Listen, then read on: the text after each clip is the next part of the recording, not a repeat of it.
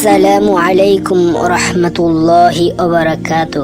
দাদু। ওয়ালাইকুম আসসালাম দাদু ভাই। দাদু, দেশে অনেকগুলো জেলা তো পানিতে ডুবে গেছে এবং অনেক মানুষ, গবাদি পশু, হাঁস মুরগি, ফসল ব্যাপকভাবে ক্ষতিগ্রস্ত হচ্ছে।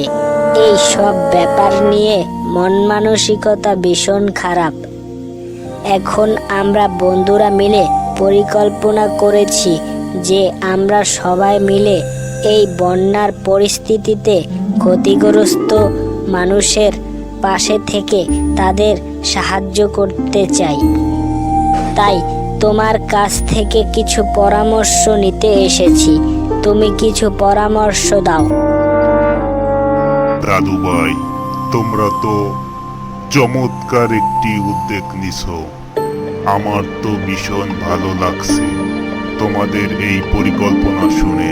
শোনো তাহলে, তোমরা তো 25-30 জন বন্ধু আছো, তাই তো প্রথমত তোমরা 4 জন করে টিম গঠন করবে, যে কয়টা টিম হয়। আর টিম গঠন করার সময় মাথায় রাখতে হবে যে যে কাজে ভালো এক্সপার্ট, তাকে ওই কাজের টিমে কাজ করার জন্য নির্বাচন করতে হবে। যেমন যে সাঁতার পারে তাকে পানির মধ্যে উদ্ধার কাজের টিমে দিতে হবে। আবার যে রান্না পারে তাকে রান্না করার টিমের কাজে নির্বাচন করতে হবে। এই নিয়মে টিম গঠন করে তোমরা তাড়াতাড়ি কাজে নেমে পড়ো। আর একটি কথা মনে রাখবে যে এই রকম বন্যা, প্রাকৃতিক দুর্যোগ তোমাদের জীবনে বারবার আসতে পারে। তাই তোমাদেরকে অলরাউন্ডার হতে হবে,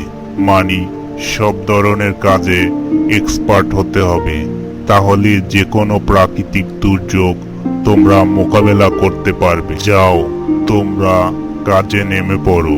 তোমাদের জন্য অনেক অনেক দোয়া ও ভালোবাসা রইল।